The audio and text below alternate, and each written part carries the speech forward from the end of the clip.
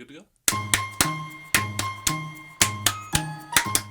What does Christmas have to do with horror? Sure, there's A Nightmare Before Christmas, and there's 82 different movies about killer Santas, and there's Jack Frost, the evil killer rapist snowman movie that came out right at the same time as Jack Frost, the family-friendly movie about a dad bonding with his son. That led to very confusing blockbuster mix-ups. Yeah, in general, you'd think horror wouldn't have that much to do with Christmas, and that's where you're wrong. This is Hidden Horrors with Devon Harding, and today we're going to talk about A Christmas Carol. Not only is horror inseparable from Christmas, but horror, or at least early ghost stories, are a big part of why anyone celebrates Christmas today. That's no joke. Christmas hasn't, of course, always been celebrated like it has today. Oftentimes we think about Britain and the Victorians when we're talking about old-timey Christmas, but they didn't celebrate it for 200 years. It was banned in the 1600s, and it only got unbanned in the 1800s. And after that, it was mostly a somber celebration. There wasn't Santa in a big red suit, there weren't Christmas cards, Christmas trees weren't even popular in the country. It was really different from what we know now. In fact, for many Victorians, they were against Christmas celebrations whatsoever. Christmas was a time to go to church, pray, be thankful, do all kinds of churchy things. It was not a big party. All of that would change with the publication of A Christmas Carol, which is still my favorite story ever written. The people were starving. Wait, this is gonna be brutal. The people were starving, pollution was rampant, there was no Christmas show and no Christmas pageant. Victorian morals tutted display while workers bemoaned a lack of fair pay, and thanks to the schemes of some unchristianly louses, the sick and poor toiled in ghastly workhouses. One man lost his father, alone at just 12, and in pain and remorse into fiction he'd delve. Want and need go unfettered, the poor suffer right now, he had to reach folks and change them, but how? I know what I'll do, this clever man said, I'll skip past their minds to their hearts instead. They love ghosts, he noted, and to change how they voted, he used horror and religion upon which they doted. To redefine Christmas, so sour and dire, into something much warmer than any coal fire. A way to keep charity and love in their hearts while rejecting the ideas of some hateful old farts. So like and subscribe as the plot only thickens. Here Christmas was saved by one Charles Dickens. I promise, nothing else will rhyme. You know the story. Ebenezer Scrooge is a lousy old man, his partner's died. He's got an employee, Bob Cratchit, who he won't even give coal to warm their workplace. He pays him awfully. And to change him right before Christmas, 3 ghosts visit him, plus a 4th ghost that we just don't count, but 3 ghosts visit him, and he learns the errors of his ways. He sees the past, the present, and the future, who he was, who he is, and who he will be. And more than that, who people were, are, and will be. And he finally finds some space in his heart for Christmas and charity. You know the story, but you might not know just how political it was at the time. Charles Dickens grew up in a time when Christmas wasn't this big celebration. In fact, I don't think he would have had very much leeway to celebrate. When he was only 12 years old, his father was sent to a debtor's prison. The author who would become possibly the greatest author in the Western canon, he had to sell his books at 12 years old just to survive. He left school and had to work in a rat-infested, chemically unsound shoe polish factory. See, this is right after industrialization. Britain was this big colonial power, it was bringing in resources extracted from other places, and it was becoming a modern capitalist society, and it had very, very little regulation. Laws were brutal, sentencing 10,000 people a year, according to the estimates, to debtors' prisons, which is, a lot bigger chunk of the population than it sounds. In debtors' prisons, people would labor under horrible conditions to slowly work off their debt. Meanwhile, child labor was rampant and unregulated. You get horrible stories of children being sucked into machines at this time. This is an era where unions were unheard of, laws were made to support the wealthy, there were no labor standards, people were just suffering. Between Charles Dickens' birth in 1812 and the publication of A Christmas Story, Britain's population had exploded by 63%, and a lot of this new population was in poverty. Cottage industries, i.e. industrial labor done inside the home by hand, they were dying off. People were moving to the cities and they're starting to work in factories in bigger and bigger numbers. In factories, you'd be working as a human assembly line, just doing mechanical processes over and over again. a job that Charles Dickens himself experienced. Not only that, well, when something went wrong with a machine, you'd be crawling in there trying to fix it. Children were especially good at getting into the nooks and crannies of machines, solving problems, often kind of getting torn apart. It's not very good. So, there was a government report that was published, which Charles Dickens read, which actually was a big part of the reason he wanted to write A Christmas Carol. And it showed that young girls who were working in dress factories were working 16 hours a day for horrible wages. Not only were they working 16 hours a day, they were working 6 days a week. Meanwhile, 8-year-old boys were working in mines, dragging coal carts 11 hours a day. These aren't just cherry-picked extreme examples, they are what was really going on every day for most people of this new working class. Charles Dickens wrote to one of the government inspectors who wrote this report. He wrote him a letter saying that the descriptions that he read had left him sick, and he was right. This was a horrible, horrible way to treat people, let alone to treat children. Not only were debtors' prisons and workhouses awful, but there are further punishments and kind of work methods that were employed, methods that pop up in A Christmas Carol. One of them was the treadmill. Don't mistake a modern treadmill for an old-timey treadmill. Old-timey treadmills were a way of turning physical labor into mechanical force. It would be often a giant wheel that would rotate as someone walked in it, endlessly for up to 12 hours a day. With every step that they took, the wheel would turn, and it would grind corn. It would also grind out the soul of the person working in it. It was preventative punishment. Not only were you being punished by being sent to a workhouse, you were also being punished on top of that. You were supposed to be shown the direct effect of your immorality. You were going to be punished so that you would not reoffend. This is an idea that is still prevalent in a lot of conversations around prisons. It's part of the reason why A Christmas Carol still strikes a chord, in my opinion. Meanwhile, many of the arguments about what to do with this new poor population were so vile as to be a parody of a libertarian nightmare. The one that we're going to talk about most today was proposed by one Reverend Thomas Malthus. Malthus proposed Malthusean theory, the idea that the food in a society would be increasing on a linear scale as they industrialized, but that population would increase exponentially. That simply there is a surplus population that a society cannot support. They are poor, they are suffering, but they only are suffering because they exist. The kind thing is to let them starve and die so that the surplus population can go down. This is kind of vile. It came from a place of what he thought was charity. However, Mr. Charles Dickens was not having any of it. It's also an idea that still survives in some theory today. There are Malthusians out there amongst us. Malthusian ideas led to laws like the Poor Law, laws that further criminalized poverty, that further put people in workhouses, and debtors' prisons that further increased the problem. When you take people who are suffering and you deprive them of resources, they suffer more. Who'd have thought? When Dickens writes A Christmas Carol, Scrooge is, more than anything, a direct stand-in for Malthus, and he's not a very flattering one. Consider this conversation from the book. A man has come early in the book to ask Scrooge if he would like to donate to any of the charities that are going to help poor people. He asks what he can put Scrooge down for. Scrooge replies, nothing.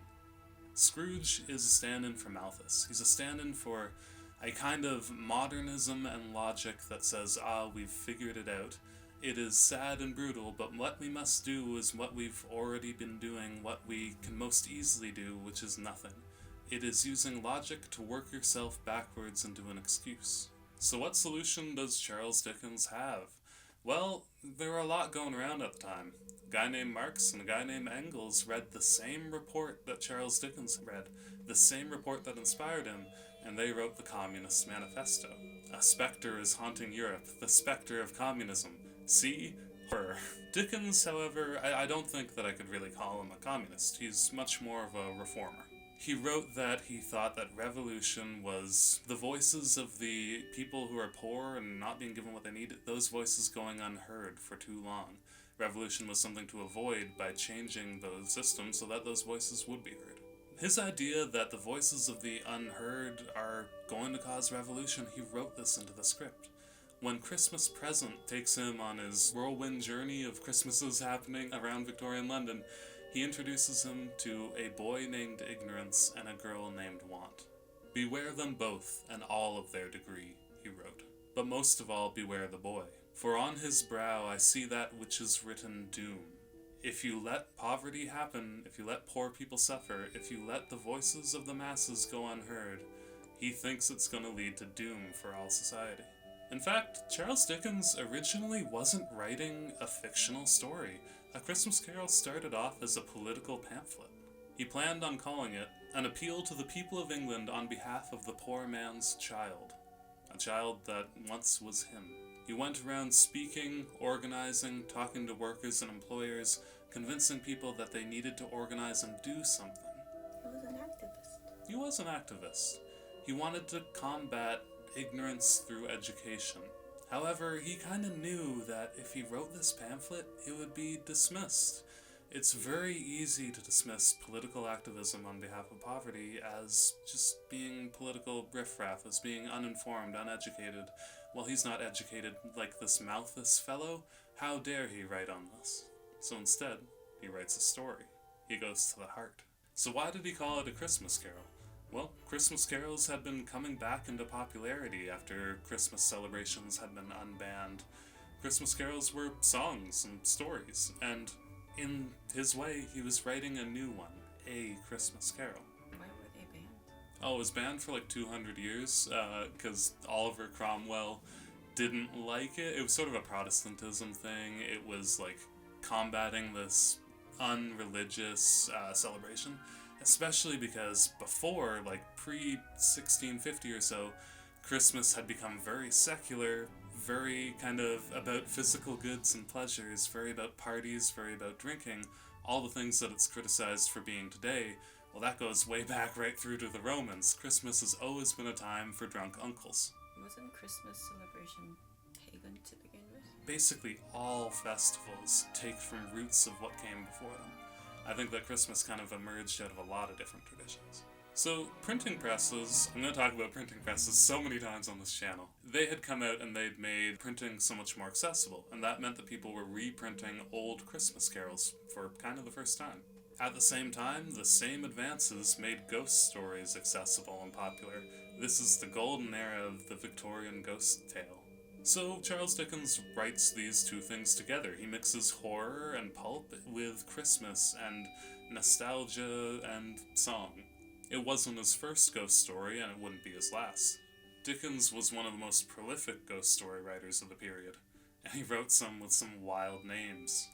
The Baron of Grogswig, A Ghost in the Bride's Chamber, Ooh. And the Goblins Who Stole a Sexton.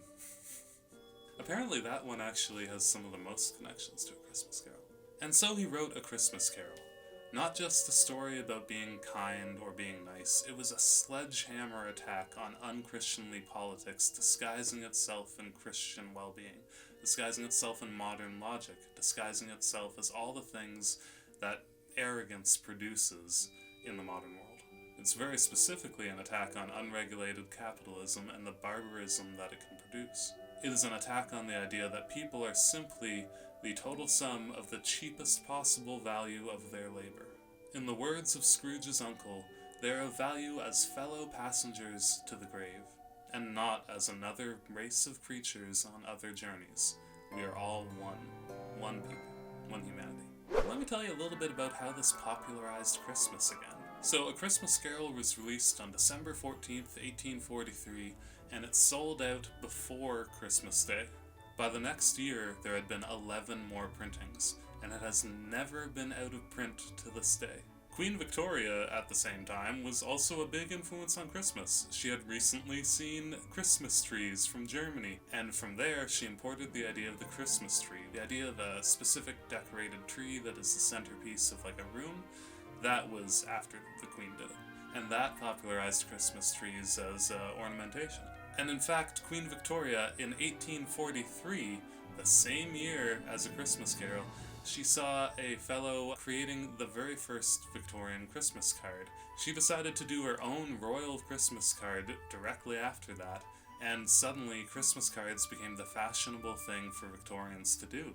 And when you've got to make Christmas cards, you need things to go on them. Suddenly they're printing Christmas images. Suddenly we get a more standardized image of what Christmas decoration and Christmas regalia looks like. Similarly to Christmas cards, anything that was print media started to really popularize Christmas ideas. Later on, in the late 19th century and the early 20th century, women's magazines would popularize the images of elves, they would popularize poems like "'Twas the Night Before Christmas," and they would popularize images like Christmas lights. In the 20th century, print media and advertising would bring us Santa Claus, which, yes, the modern image of Santa Claus with his red suit and his big fat belly and his rosy cheeks, that's mostly the Coca-Cola Company. However, it started originally with Mr. Charles Dickens. Furious at very specific political ideas and political negligence that were in the world. He reminded us through Christmas and through ghost stories that horror often comes from arrogance. It comes from viewing people not as individuals with lives, as an inherently valuable thing, but instead only as means to an end product.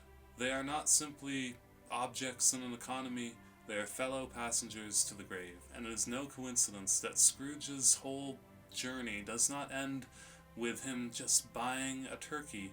It ends with him saying, "Hey, Cratchit, you're getting a big ol' raise." Sadly, ideas proposed by people like Malthus, ideas that were proposed in a very modernist, Anglo-Saxon-centric political mind, those ideas still exist. There's a lot of people who still think that people have value in terms of their value in the economy. There's a lot of ideas that prisons exist not just to reform, but to punish and then punish again and then punish again. These ideas still exist, and there's no surprise that A Christmas Carol still reaches people, not just as a nice story, but as a very human, very real story that defines one of the central political struggles and central problems of the modern world. It's to this day a core part of Christmas for many households. Me and my dad, we gather up by the fire and we watch the Alistair Sim's Christmas Carol every year.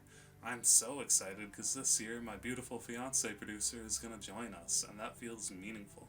Now, we're going to go through the story beat by beat, have a bit more fun, talk about the images and ideas a bit more in the next episode. So join us next week. We're going to talk about some of those adaptations, we're going to have a bit more fun, and I'll tell you a lot more about A Christmas Carol. Till then, I'll leave you with one last thing. Recommendations. There's a comic book run called The Immortal Hulk that just ended, and it is about a truly evil, smart Hulk that has taken over Bruce Banner's brain. It is a dark, horror-infused story with horrifying images that still captures a deep humanity and shows a lot of hope. It is, like a lot of great horror, not simply a story of someone falling down, it's a story of people who have fallen down starting to get up. Please like and subscribe. Please tell me, what's your favorite Christmas Carol adaptation? What does the story mean to you? From both of us here, whatever you celebrate it well. Have a good one. Very informative. Thank you. I think this is going to be a good episode.